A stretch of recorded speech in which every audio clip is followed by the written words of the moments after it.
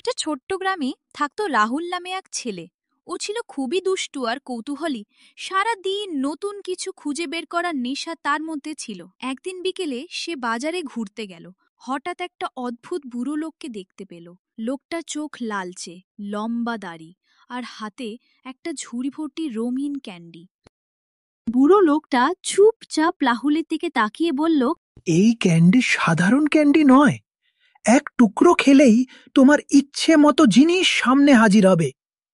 কিন্তু সাবধান, লোভ করো না। রাহুল এক টুকরো ক্যান্ডি খেলো, সঙ্গে সঙ্গে তার হাতে নতুন খেলনা এসে গেল। সে অবাক হয়ে খেতে থাকলো। কখনো বই, কখনো চকলেট হাজির হচ্ছে। কিন্তু শেষে যখন সে আরো বড় বাড়ি চাইলো, তখন ক্যান্ডি গলতে গিয়ে অদৃশ্য হয়ে গেল।